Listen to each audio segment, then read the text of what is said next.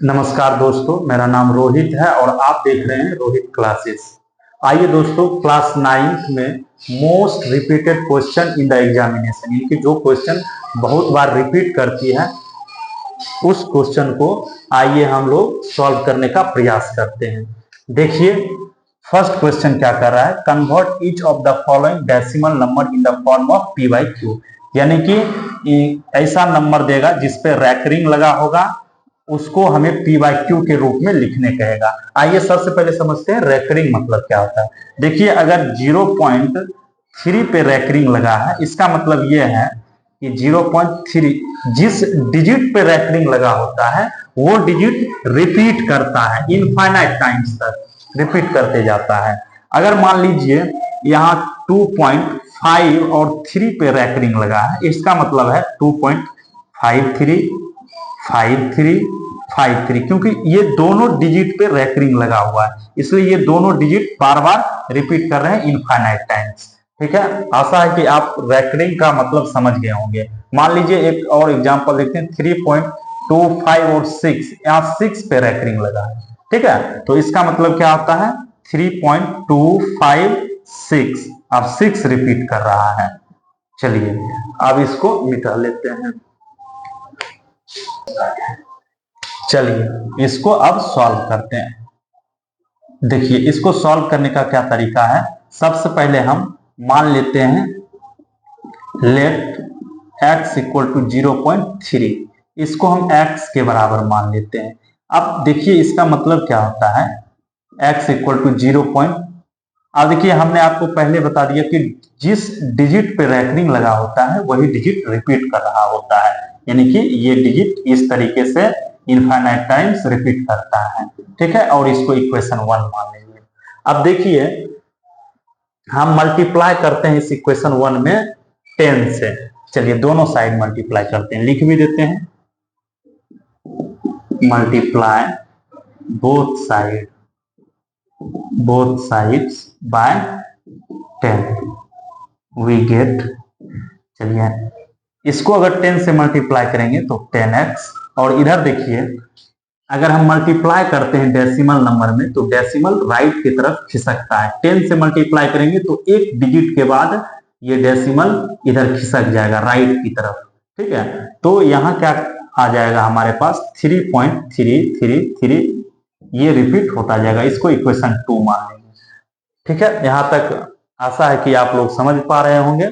चलिए अब अगला स्टेप क्या है, इस इक्वेशन में से यानी इक्वेशन 2 जो आया हमारे पास, इस इक्वेशन में से इक्वेशन 1 को हटा देंगे, यानी कि subtract equation 1 from equation 2 we get. देखिए 10x में इस x को घटाएंगे 9x आएगा। अब देखिए 3 में, देखिए इक्वेशन 1 को इक्वेशन 2 से सब्सट्रैक्ट करना है, तो देखिए 10x माइनस x इस तरफ, ये जो 10x में इसको घटाए हैं, फिर इक्वल टू का साइन देंगे, फिर ये देखिए 3.33 इसमें से घटाना है इसको 0.33, तो देखिए ये वाला और ये वाला घट जाएगा, फिर 3 में से 0 जाएगा तो इधर 3 बचेगा, इधर 10x में एक x जाएगा तो 9x बचेगा। हमको x निकालना है तो 3/9। देखिए x के साथ, देखिए जो चीज निकालना होता है उसको एक तरफ छोड़ते हैं, बाकी सबको दूसरे तरफ। अब देखिए हमको x चाहिए, तो x के साथ 9 क्या है, मल्टीप्लाई में है, तो इसको जब हम उधर ले जाएंगे राइट तरफ तो ये डिवाइड में चला जाएगा, तो इसको अब सिंपलेस्ट फॉर्म में लाना है, तो ये हो जाएगा 3 1 जा 3 3 3 जा 9, यानी कि x इक्वल टू 1/3। दोस्तों ये जो है लंबा प्रोसेस आपको लग रहा होगा। देखिए अगर ऐसा प्रश्न ऑब्जेक्टिव में आ जाए, अगर ऑब्जेक्टिव में आ जाए तो इसे शॉर्टकट मेथड भी है इसको सॉल्व करने का। ठीक है, और ये शॉर्टकट मेथड हम आपको बताते हैं। थोड़ा इसको इरेज कर, आइए इसको इरेज कर लेते हैं।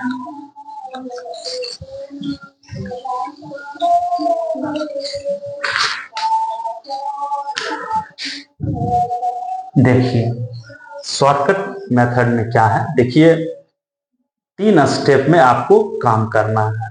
देखिए ये हमारे पास जो टोटल नंबर है इसमें स्टेप 1 में क्या कर रहा है, डेसिमल भूलकर उसी नंबर से उसे घटा दो जिन पे रैकरिंग नहीं लगा हो। देखिए डेसिमल भूल जाइए, ये सॉरी हाँ डेसिमल भूल जाइए आप, तो ये नंबर क्या हो जाएगा 3 हो जाएगा। अगर डेसिमल आप भूल गए तो क्या हो जाएगा 03। अब इसी में से किसको घटाना है, जिस पे रैकरिंग नहीं लगा है, तो 0 पे रैकरिंग नहीं लगा है तो 0 क्या कर देंगे, घटा देंगे।